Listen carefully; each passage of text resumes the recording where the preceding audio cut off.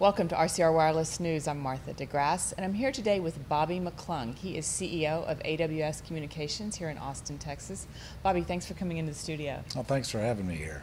You've got a lot of good insight, I think, into the enterprise market for distributed antenna systems. I think you're starting to see some of these enterprises stepping up to help fund their own systems and doing a lot of neutral host work as well. So can you give us a little bit of an opportunity about where you see the market heading and how you see some of these new people coming in to pay for systems when the carriers maybe are not paying? Yeah, we have seen over the last year or two that a lot of the carriers are backing off funding systems or building a BTS for a particular venue, and that's given us an opportunity in that a good part of our business is in the enterprise space. The building owner or the property developers are coming to us, even property managers in commercial lease structures, for example. So we've done quite a bit of activity. In fact, the bulk of our work over the last 18 months has been in the enterprise space. And about how big of an enterprise would you say is the sweet spot for what you're doing? Well, that's a loaded question. Now, we've done a couple of large hotels. We did the Westin here in Austin last summer, and we've done a couple of similar of that size, 700,000 to a million square feet. Okay. We've done a few projects with that. We're getting a lot of requests for the smaller venues, 150 to 500,000 square feet. And that has been a little bit of a black hole. They're too small for the carriers to take advantage of them, but the building owners are desperate for some kind of service. They're losing tenants and losing clients by not having good coverage. And are they asking, I guess, for multi-carrier? Some of them are. There are some individual carriers. If it's a single tenant building, for example, they may go with one carrier or the other. But for the most part, in just the commercial real estate rental space, they're looking for full coverage. Full carrier coverage, 4 carriers anyway, and it's a challenge because the carriers don't, historically it seems, have not paid much attention to that part of the market. So even if the business is willing to pay, how do they know the carrier will bring a signal? There's a lot of crossing fingers and a lot of hope.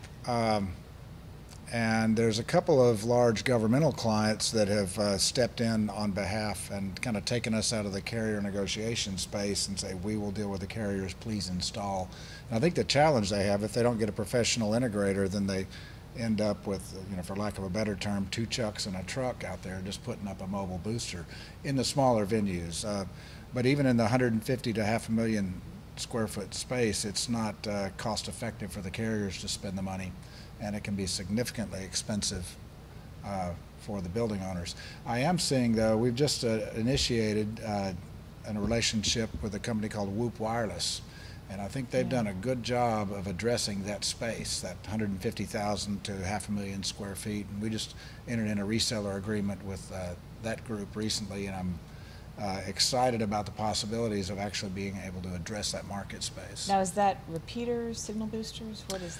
It's signal boosters. They've got a unique, that particular platform, I'm interested in it because it's more manageable, and they've gotten some carrier approval for a repeater-based system, which is unusual. The challenge a lot of the enterprise folks have had over the last couple of years is just the delay for any approval.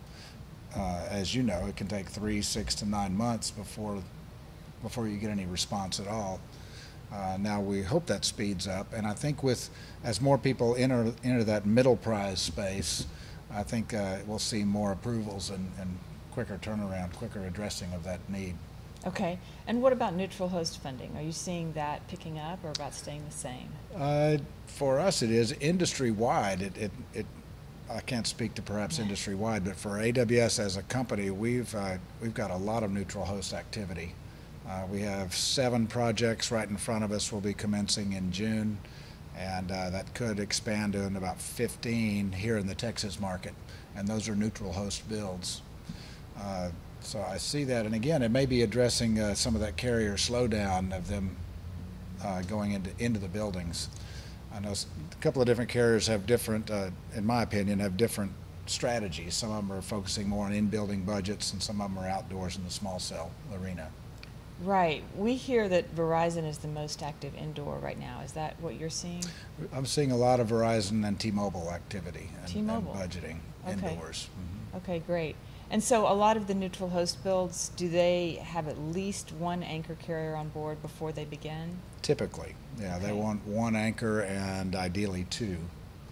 One particular client we work with will build it with one anchor, but obviously they prefer two or more. But it does seem that they don't want to move whatsoever until they get one anchor tenant. Okay, okay. And what about the architectures? Are you starting to see a smaller equipment being used? We're hearing a lot about, for example, small cells as a signaling source instead of a big head-end room. Are you starting to see anything like that? We're not seeing that typically. We as a company, again, I don't know how broad my industry knowledge is on that, but we're seeing the typical DAS builds with the BTS head-end. Okay. One particular project we're doing here in Texas is a DAS hotel. Frankly, for a large campus arena with 12 to 15 buildings. They've got one central like a base station hotel? One central base station hotel, right? And then we'll be extending that over quite a couple of square miles, actually. So how many different systems are fed by that? I'm sure there's a limit. We're shooting for 7 initially, and that particular area will build up to 10 to 12. My sense is they'll need to expand that head end a little bit. Okay. I'm not sure there's enough physical space to do what they're maybe envisioning at this point. Okay, okay, great. All right, and another thing that I'd like to ask you about is some of the fiber work that you're doing. I know that you are certified with 3M and that you're finding a lot of actually cost savings for your customers. We are. 3M and Corning and CommScope are all working in this space. It's passive optical LAN, and I consider myself, they call it GPON or PON, and I'm a passive optical networking, and I'm a PON evangelist. I truly think it will replace traditional copper data cable networks. Just a quick overview, in traditional copper cabling, you have a 300-foot limitation, and you see the large bundles of heavy copper in the ceilings and on the cable trays. With a passive optical LAN design, you can go up to 12 miles with a single fiber, and in a single mode fiber can be split with passive splitters up to 32 times. When I say passive, that means there's no electric or heating or cooling needed. So the beauty of passive optical networks is it takes up to 90% less physical space. It takes up to 70% less energy utilization because you don't need heating and cooling and battery backup for all the IDFs every 300 feet. And the initial installation can be 50 to 70% or 50 to 70% less. 70 may be aggressive, but certainly 40 to 50% less in the initial installation. So the cost savings are profound. The industry is just getting some traction the last 2 or 3 years. It's basically older technology. It's the outside passive optical technology they used in the telco space, and it's moved into the enterprise arena in the last 2 or 3 years. There's 100 to 150 installations worldwide so far. The Department of Defense recently has mandated that new networks for them will be passive optical networking for the cost savings and space savings and energy savings. And it's more secure. I mean, the benefits are profound. So yeah. I'm at risk of going on and on because I'm an evangelist, and I truly think in the next 5 or 10 years it will replace the traditional copper networking. Okay, now getting back to the base station hotel you were talking about earlier, fiber must be part of that to connect. So is that every one of those has fiber from the base station to each individual? Yeah, it'll go into each individual building, of course.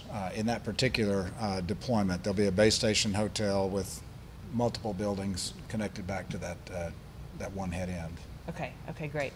And then I do want to talk a little bit about some of the work that you're doing outdoor because I think people are interested. But before we move on, the last question I wanted to ask you about indoor is Wi-Fi integration. I know that a lot of companies want to find out whether they can integrate distributed antenna systems with their Wi-Fi, or conversely, maybe they're afraid that their Wi-Fi will be disrupted by a DAS. So what are you doing much in that area?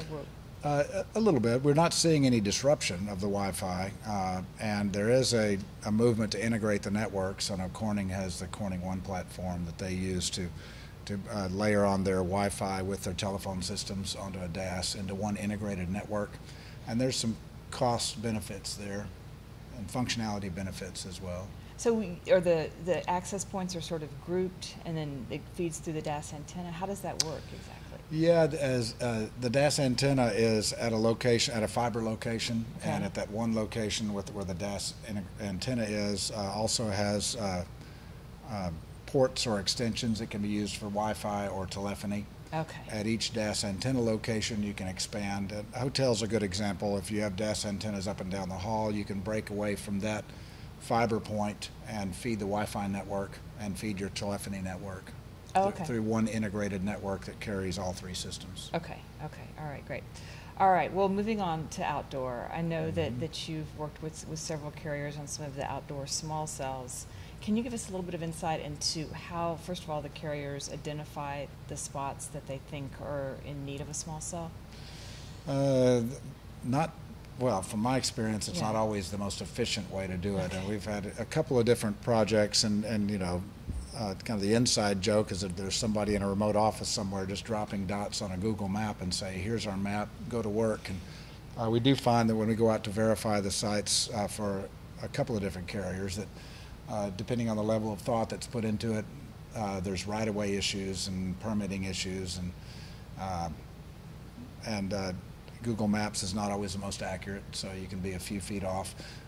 And it's a challenge to the carriers trying to do that. Either if they don't verify those sites prior to engineering, then they may be engineering a site that can't be built, and otherwise they just need to spend the money that it takes to go out and verify that it's a viable site prior to engineering. So they spend the money on the front side or somewhere in the middle of the process. But you think it's changing? You think the carriers are sort of learning?